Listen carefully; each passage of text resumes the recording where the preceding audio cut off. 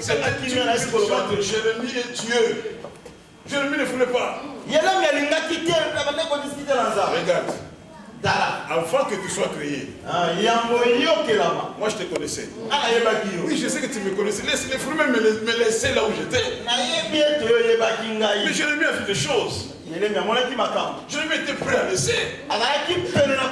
Jusqu'à un jour, il a dit au Seigneur, je vais lire le verset, je pense, Jérémie 17,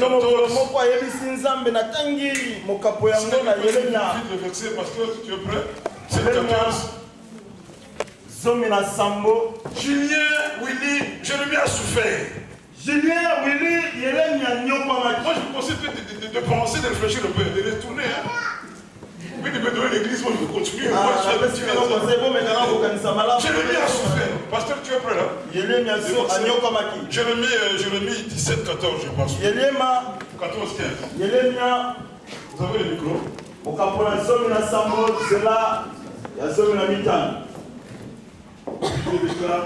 Guéris-moi, Éternel, je serai guéri. Sauve-moi, je serai sauvé. Cet homme dit à l'Éternel de les guérir. Car tu es ma gloire. Il souffre de quoi? Voici qu'ils me disent, où est la parole de l'Éternel? Qu'elle s'accomplisse donc. Et moi, pour t'obéir, je n'ai pas refusé d'être pasteur. Amen. La gloire pour le Seigneur.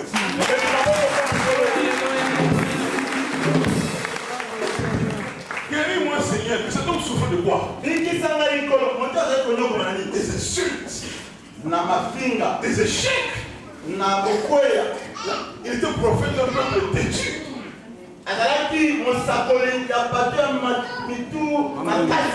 S'il faut trouver les têtus, ce n'est pas dans le monde, c'est dans l'église.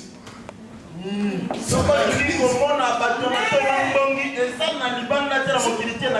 croyez pas, ne sont pas compliqués. Parce qu'ils connaissent pas les versets. Quand tu dis le verset, ne touche pas au web,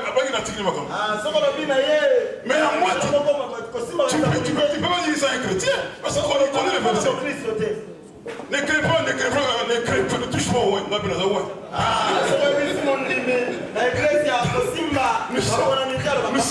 Nous sommes tous des web. Ne touche pas au sacrificateur. Nous sommes tous sacrificateurs. Mais ils connaissent. C'est l'endroit le plus difficile. Bien aimé, ce n'est pas facile. Moi, Jérémie commence à pleurer. Guéris-moi, Seigneur. Qui c'est qui disent que je n'ai plus la parole? Mon message ne peut plus. Les gens disent que mon message ne peut plus.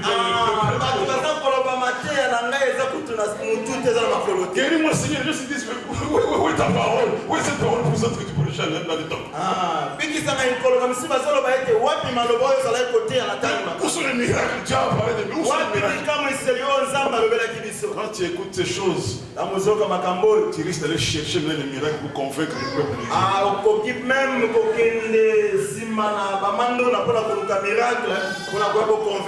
Quand tu entends ces choses, quand tu vois les gens faire des miracles là-bas, tu vas aussi chercher toi aussi. Tu vas aller en Suisse chercher les maisons closes. Tu vas chercher les formules magiques pour convaincre les gens, pour dominer les masses, pour dominer les foules. Tu vas chercher à dominer quand tu parles, tu touches les cœurs des gens au moyen de la magie. Tout ça pour que les gens puissent t'honorer et t'élever. C'est la mauvaise façon de servir Dieu. Quand tu as accepté ce que tu fais aujourd'hui, un travail et un devoir de fidélité t'est demandé. Fidélité à l'engagement que tu vas prendre devant les gens et devant Dieu ce soir. Jérémie a dit, malgré les insultes des gens, moi je t'obéis.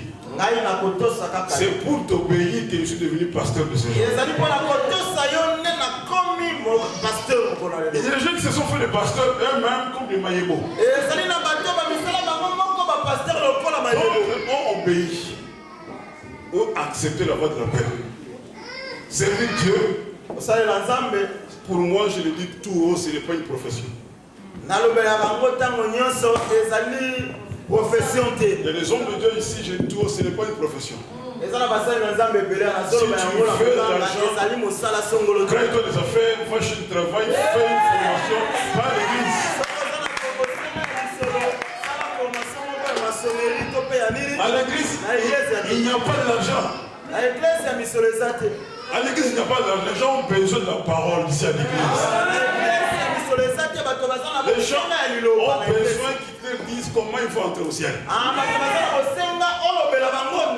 Les gens ont besoin qu'ils te disent comment ils vont fuir la vie de péché. Ici, il n'y a pas d'argent. C'est maintenant qu'il faut réfléchir. Je sais que vous êtes des hommes d'affaires, vous devez faire vos affaires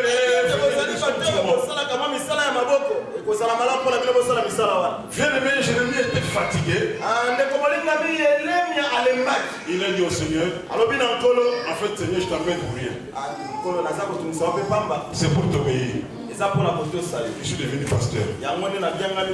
Vous avez obéi à qui pour faire ce travail? C'est votre femme qui vous a poussé à te faire consacrer aujourd'hui. Ce sont les hommes qui t'ont poussé. Où tu as écouté la voix de Dieu. Église, alléluia. Moi je ne réponds pas à cette question, le frère sait. Bien aimé, avant Julien, on a consacré des gens. Même dans ma propre église, j'ai consacré des gens. Des enfants qui sont nés dans cette œuvre, dans mon œuvre, dans mon ministère. Mais d'autres ont quitté. Puisqu'ils voulaient plaire aux gens. Ils ont touché à des fétiches, à de la magie. Quelqu'un est parti prendre la magie en Angola. Il est rentré, on était devant, c'était en 97. On était assis dans l'église, donc ceux qui connaissent Kinshasa, c'est la deuxième assemblée de mon église, c'est à Suzanne, la Maison Blanche. C'est là où nous avons une deuxième assemblée. Deuxième assemblée, les années à Suzanne, à l'université. Les frères est venu. Il est assis à côté de moi, il était modérateur à cet âge. Pour que sa magie puisse marcher, il devait me faire tomber. Moi j'étais là en train de regarder. Pourquoi comment les frères peuvent procéder? Il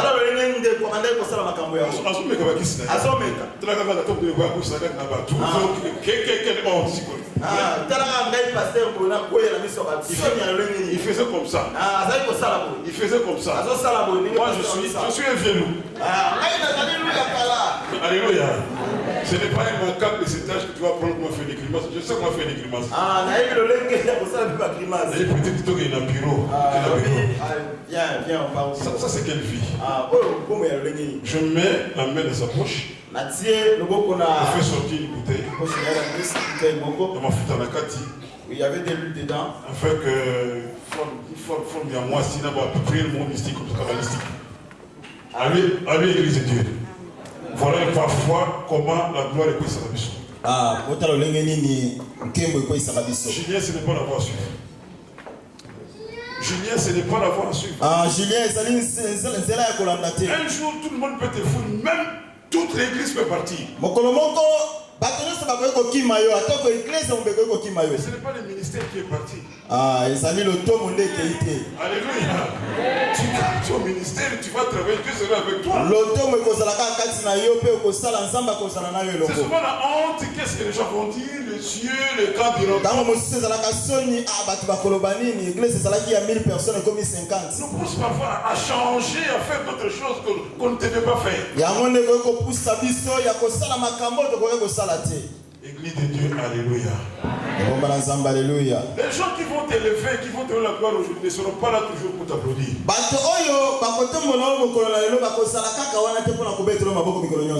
vont te contribuer aussi. Il y a des gens qui vont t'aimer, d'autres par contre ne vont pas t'aimer. Qu'est-ce que tu vas faire? Ton problème c'est de prêcher la vérité. Souvent, nous prédicateurs, nous changeons de prédication, nous changeons la manière de parler. Puisqu'on est habitué avec ces gens. Pasteur, la façon dont tu prêches ces derniers temps, il n'y aura pas la masse qui va nous suivre. Les membres de l'église ne peuvent pas te dire comment prêcher. Aujourd'hui, ce que nous faisons, parmi beaucoup de prédicateurs, c'est ce que nous faisons. Quand quelqu'un accepte de se faire consacrer comme vous le faites aujourd'hui, vous acceptez le devoir de fidélité de dire la vérité à tout moment.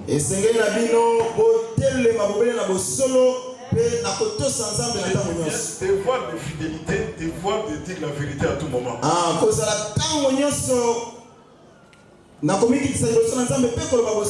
S'il faut mourir, il faut mourir parfois pour ces choses ici. Julien, ta foi peut te dire ça, je ne dis pas cela. Moi sinon pas quelqu'un peut te conseiller comme ça. Moi je souhaiterais que tu fermes l'église et que tu partes. Bien aimé, et comme on dit, tenir compte de l'engagement que tu prends aujourd'hui. Et Seigneur, un prédicateur est appelé à prêcher la vérité. Nous avons changé notre discours encore de difficulté. Soyons sérieux, soyons sérieux. Est-ce que moi je ne peux pas me mettre devant la chair ici maintenant? Regardez mon âge. J'ai commencé à prêcher depuis l'âge de 17 ans.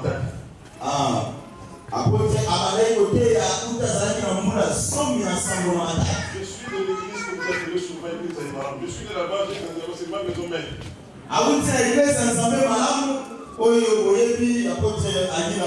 On ne vit pas mal de acceptage ici. Moi, je me mets devant la chair pour dire aux gens que nous avons besoin de Mikanda. Alléluia.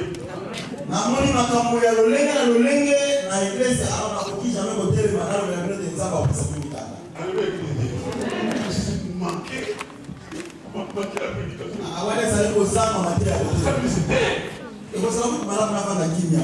Alléluia. Je prends un exemple. Quand les gens quittent l'Afrique pour venir ici, qu'est-ce qu'ils disent? Oh, Tokimi va me laisser ne pas parler de choses. La plupart des cas, c'est pas le vrai. Dieu sait que tu as menti, toi tu veux me dire que non, c'est pas la bonne année. Nous sommes dedans comment? Commencez par dire que tu as fait la conseil. Alléluia. C'est ce que moi j'ai dit aux fidèles.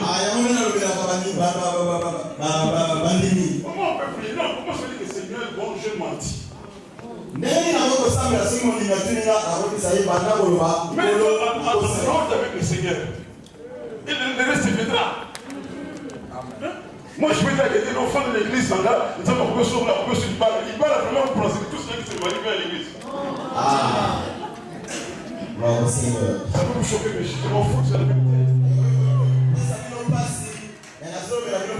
Se marier, je ne peux pas à l'église pour se marier. Tous ces voyants qui se marient ici.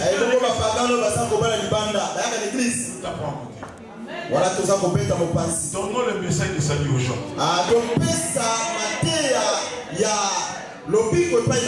Premier Corinthiens 15, 9 nous dit que si c'est seulement dans cette vie que nous cherchons le Seigneur, nous sommes le plus malheureux de tous. Nous sommes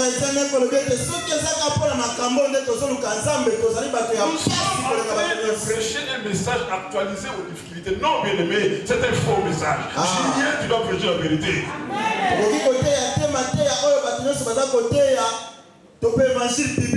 Moi, je te dis ce qu'il faut faire.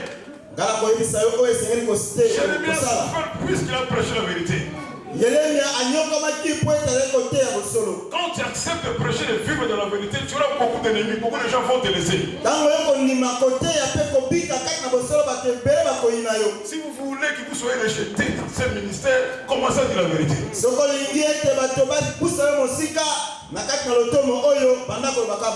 forte peur de rejet des hommes. Le rejet de Dieu est très dangereux. C'est les serviteurs que Dieu a rejetés, les hommes, même le roi que Dieu avait rejeté. Dieu peut te choisir et te rejeter. Dieu peut te choisir et te rejeter. Dieu demande seulement la fidélité. Ce n'est pas Israël qui est parti choisir Saoul, le roi et Saoul. Ce n'est pas Israël, c'est Dieu qui l'a vu avant.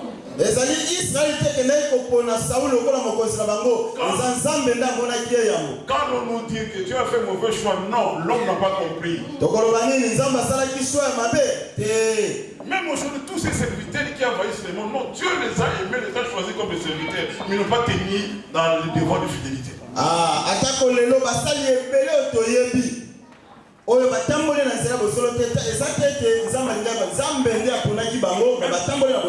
l'opposant, ces fameux qui a diable, qui l'a choisi? N'avez pas peur des mots, qui l'a choisi? Mais qui l'a rejeté? Manque d'obéissance. Dieu a dit aussi à Satan, un jour où tu vas décevoir, tu vas te jeter. C'est Dieu qui a tout créé, le bien et le mal. Satan n'a rien créé. Satan n'est pas un créateur.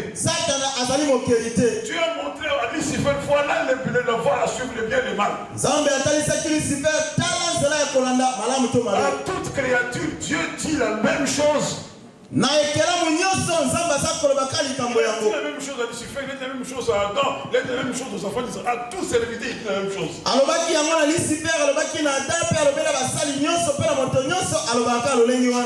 Oui, suivez-moi très bien. Ce n'est pas le diable qui a poussé Jésus dans le désert. L'esprit a poussé Jésus dans le désert pour être tenté par le diable.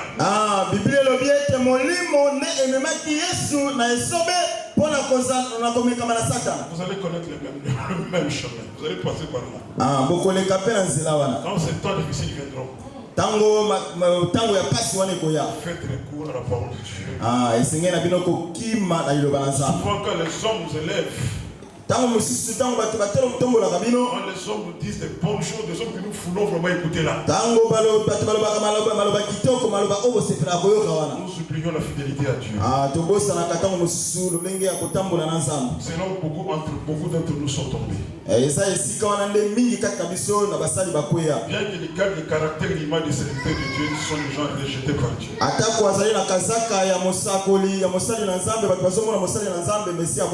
Chers serviteurs, je ne vous apprends rien. Enfant de Dieu, je ne vous apprends rien.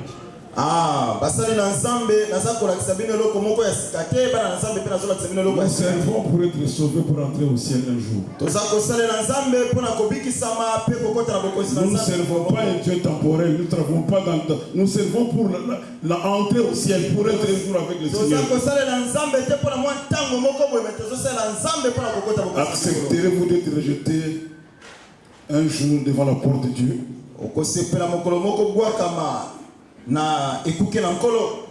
Travaillons avec beaucoup de sérieux. Prêchons la vérité. Julien me connaît très bien. Je sais qu'à l'église, on a besoin d'argent. Ce n'est pas un message de base de l'église. Donc ce n'est pas un message sanitaire. Ce n'est pas ça. On a tout changé aujourd'hui. Celui qui donne l'argent est plus considéré. Celui qui a les moyens, il est presque un homme sauvé, un homme non bien-aimé. Ce n'est pas ça. C'est celui qui a laissé les péchés. Celui qui suit le Seigneur, c'est la personne à considérer, c'est l'enfant de Dieu quand il va entrer au ciel avec lui. Je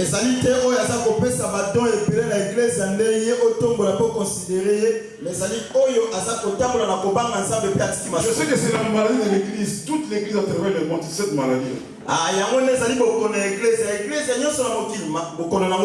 Je écoutais le beau discours qu'on a fait sur toi, que tu aimes la vérité, tu as bâti ton ministère sur le livre de Matthieu 28. Ça, oui. Matthieu 28 nous dit de prêcher la vérité, d'enseigner la vérité à ces gens. C'est ça, non? Alléluia. Amen. Matthieu 28 nous dit de proclamer l'évangile. Et d'enseigner à ces gens de faire quoi? D'observer. C'est que moi je vous ai prescrit. Je pense qu'il est répété. Qu'est-ce qu'une prescription? C'est quelque chose qui est sûr. Prescription. Le médecin te donne une prescription. Tu achètes les médicaments et tu guéris de la maladie.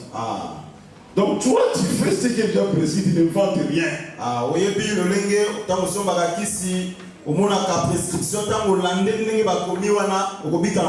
Nous, on n'a pas, aujourd'hui on n'a plus le courage de changer même le fondement évangélique, la base même du salut, on a tout changé.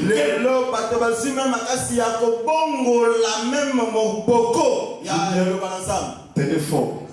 Julien Télémangui. Tout ce qui a connu dans le passé reste dans le passé. Aujourd'hui, un jour nouveau se lève devant toi comme serviteur. Tu vas revoir même ta façon la manière de vous engager dans cette œuvre ici. Même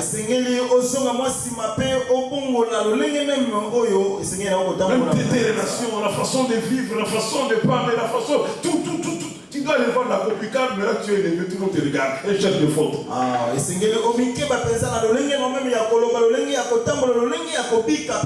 Sur 10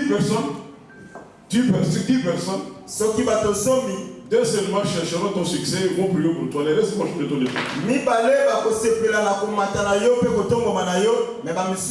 C'est comme ça que les choses existent, tu peux rien changer. Toi, tu dois être fidèle à la parole.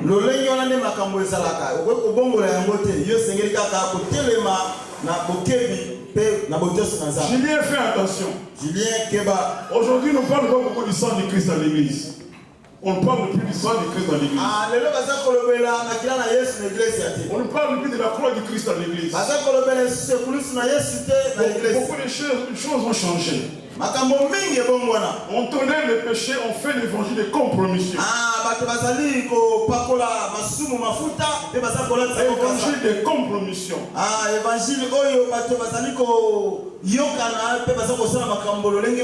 Julien, attention avec tes alliances. Julien Kemba na alliance. Il y a des gens qui ont accepté d'aller déjà en enfer, ils n'ont pas peur de l'enfer.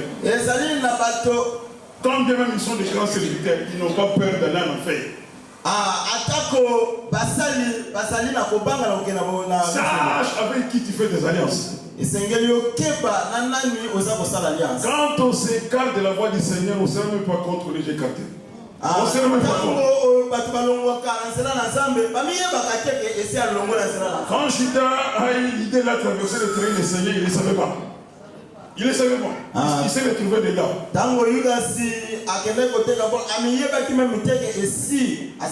C'est seulement quand on est dedans qu'on se rend compte qu'on a mal fait. Là,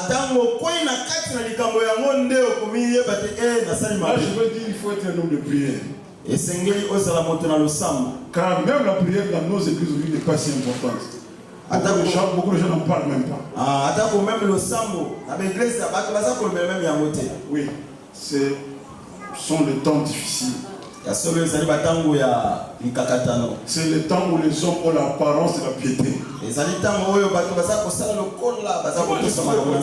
école pastorale. J'ai l'impression d'être un homme pieux, un homme pieux, tout comme ça. Tu vois, je porte une croisette, je porte. Tu as l'impression de jouer ma Bible, tout comme ça. Ça, c'est la piété, c'est l'apparence extérieure.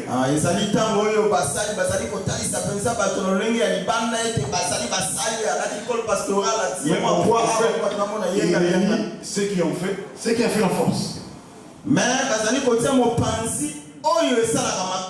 C'est pour te dire qu'il faut être prudent et faire attention. Dieu va te donner. Bien aimé église, c'est un jour très sérieux, c'est un moment très sérieux.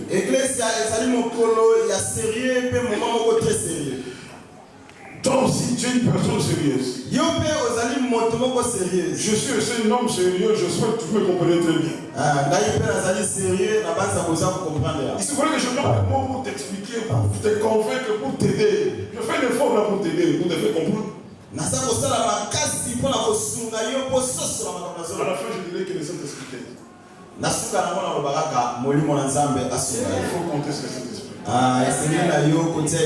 comptez pas sur la foule d'amis, ne comptez pas sur les gros pasteurs, ne comptez même pas sur moi.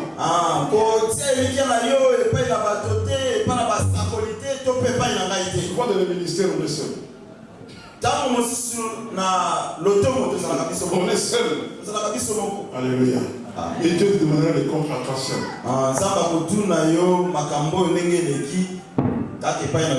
Alors c'est pour obéir à Dieu que tu as accepté d'être pasteur.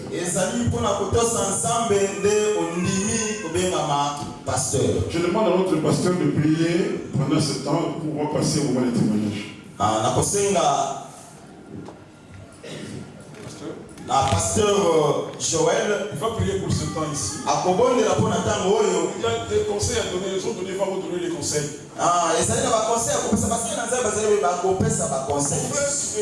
Diacre ancien aujourd'hui, mon frère Willy.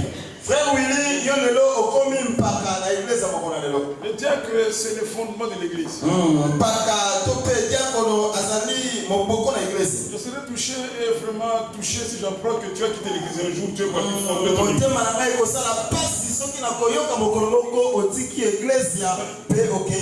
Quand tu as dit que tu es le fondement, tu es le fondement.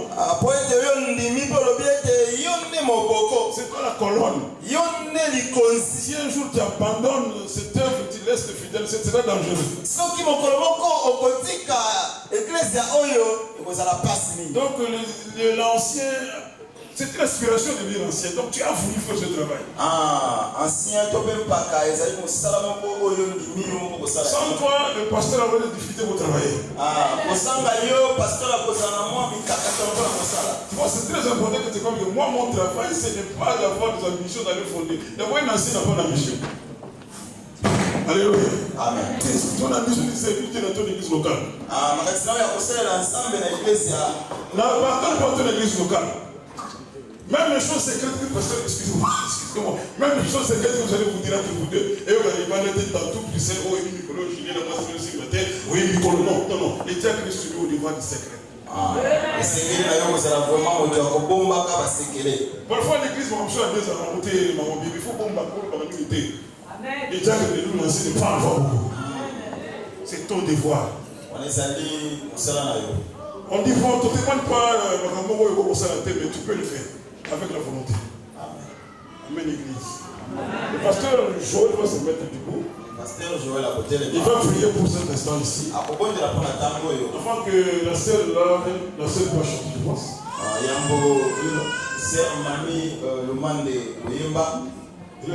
Jusqu'à que la tête d'adoration se prépare, après on va passer au témoignage. La sœur Mamie.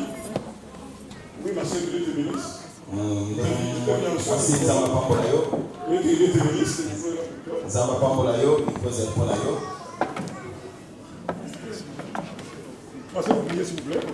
Pasteur, nous allons avoir l'attitude de prière pour les yeux fermés.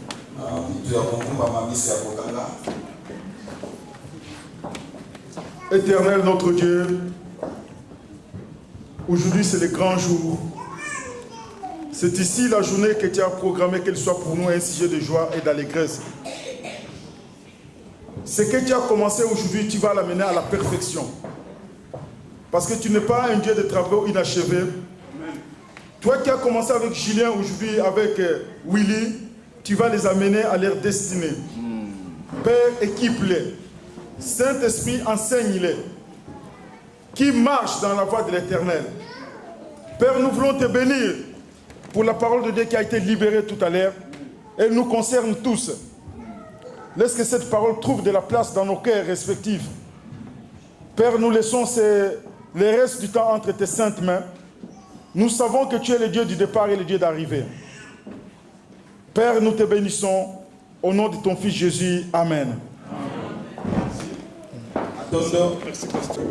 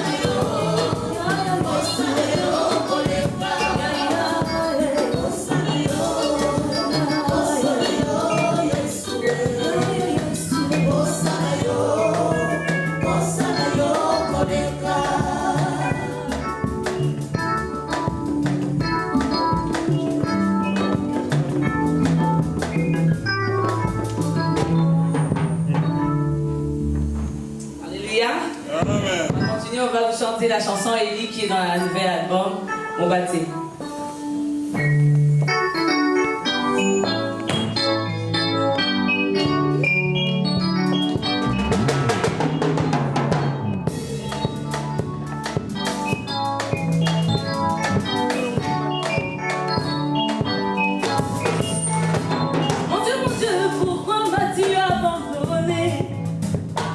Puisque la vie est pitié de moi.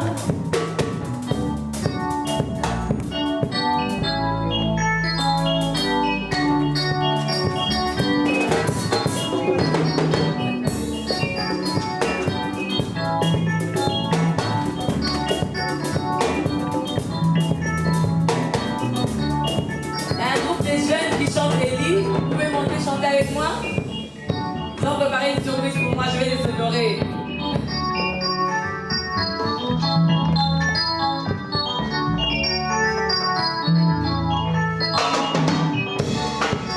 Que Dieu vous bénisse.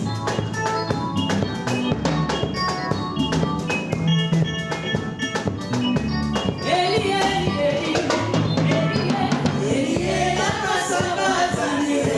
Ellie, Ellie, la masabazanie. On acclame pour Jésus, mon Dieu, pourquoi m'as-tu abandonné? Pitié de ma vie et pitié de moi. Réponds-moi éternel, réponds-moi. Elie, Elie, la masabazanie. Elie, Elie, la masabazanie.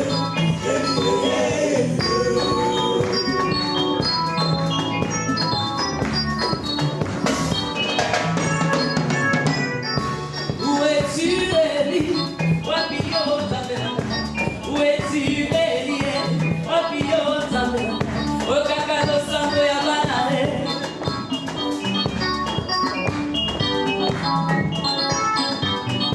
Où es-tu, Elie? Wapio Zambela. Où es-tu, Elie? Wapio Zambela. Okakado Sambo ya Banane.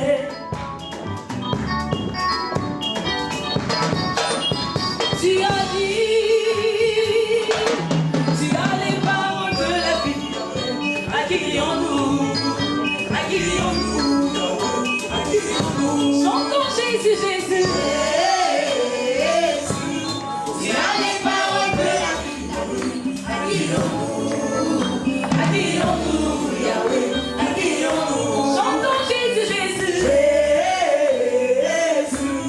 Tu as les paroles de la vie. Yahweh, à qui crions-nous? À qui crions-nous? Yahweh, à qui crions-nous? Chantons Jésus, Jésus. Tu as les paroles de la vie, Yahweh, à qui crions-nous? À qui crions-nous? Yahweh, à qui crions-nous?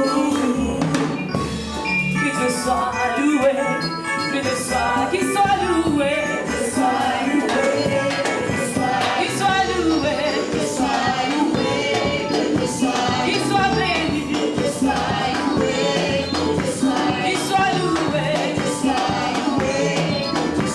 qu'il soit loué, qu'il soit loué. Acclamons Jésus, qu'il soit loué, qu'il soit loué, qu'il soit béni, qu'il soit loué, Jésus loué, qu'il soit loué. Acclamons pour Jésus.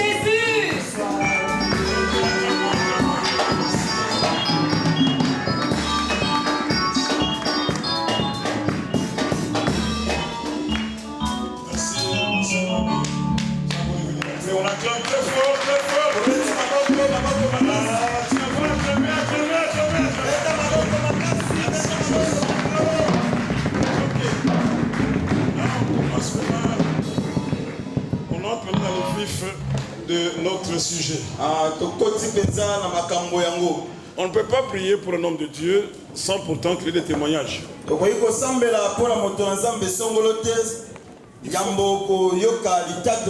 On doit même écouter sa vie. Qu'est-ce qu'il est? Qu'est-ce qu'il a fait? Quel est le travail qu'il a déjà accompli? Qui sont les hommes de Dieu qui l'ont accompagné dans ce travail?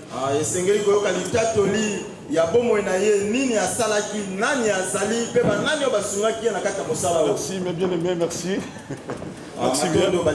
Là, tout le monde doit regarder, tout le monde doit comprendre. Je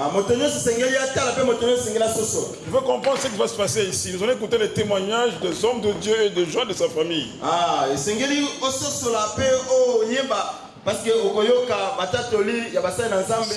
Ce sont les témoignages qui vont nous édifier, qui vont nous pousser à prier pour lui. Parfois, ils vont dire des choses contraires à ce qu'il nous a dit.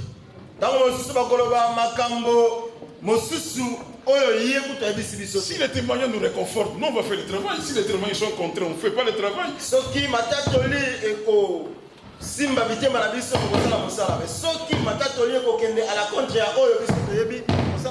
Les témoignages des hommes comptent aussi. C'est très important. Église de Dieu, alléluia. Êtes-vous prêts à recevoir les témoignages? Non, je n'ai rien entendu. Êtes-vous prêts? Là, j'appelle le grand frère de notre bien-aimé pasteur Julien de se mettre debout et de nous dire un peu qui est Julien. Yaya Tokulutu. Yaya Tokulutu.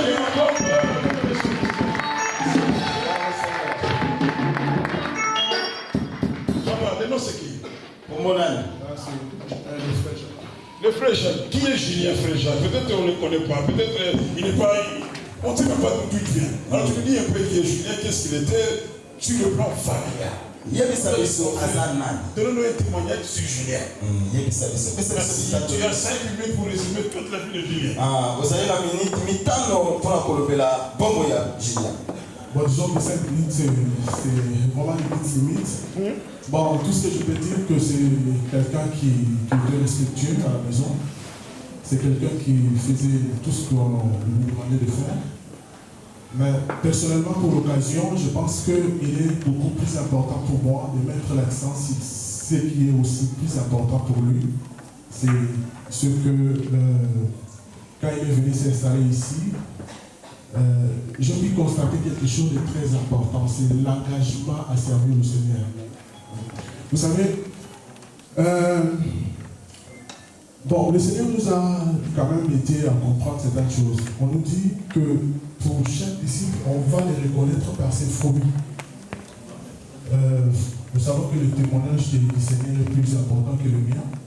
Voilà. Les témoignages des autres comptent aussi, comme le pasteur l'a dit tout à l'heure. Donc il y a 4 choses sur lesquelles je peux simplement insister. La première chose, ce que j'ai constaté chez lui, c'est cet amour de chercher les perdus. C'est ce qu'on appelle souvent l'évangélisation. C'est-à-dire que j'étais chez eux tout le temps et j'entendais tout le temps, on était chez elle, il fallait lui parler de Jésus. Ça m'a fortement touché. Parce que si Jésus n'est pas important pour moi, je ne peux pas aller témoigner pour lui. Donc j'ai trouvé que là, Jésus était vraiment important. La deuxième chose que je peux dire, c'est que ce que j'ai aussi constaté, c'est qu'il aimait beaucoup la parole de Dieu. Bon, je ne parle pas de slogan, parce qu'actuellement, dans nos églises, il y a trop de slogans.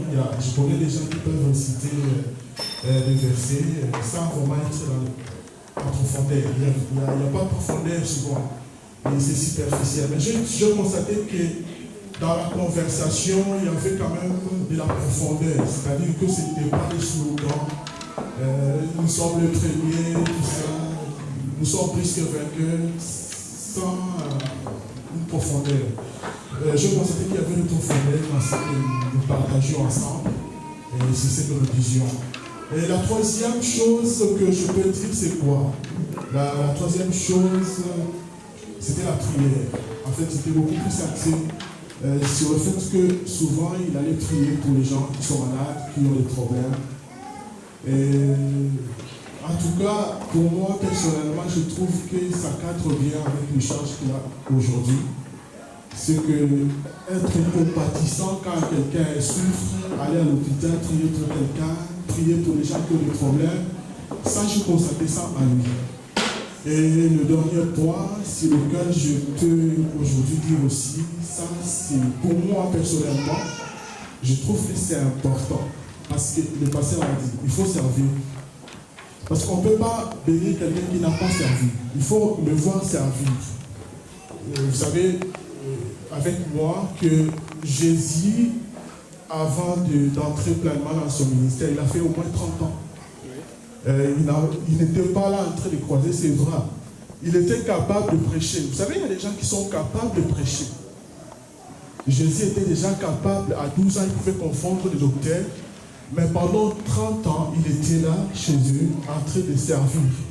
Vous savez, il a servi son papa. On le connaissait en tant que fils de charpentier. C'était quelqu'un qui était au service. Vous savez, servir, ce n'est pas simplement tenir le micro ici, parler. Frère Jacques, tu parles bien, c'est pour ton frère, je vois. Parce qu'il est ton frère, là, tu es en train de parler. Non. Et tu vas nous convaincre. Non. En fait, ce n'est pas parce que c'est mon frère.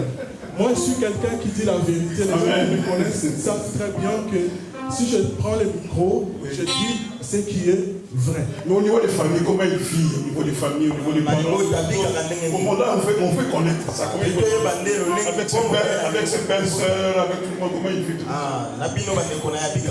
Moi, je pense que c'est un témoignage déjà pour beaucoup ici.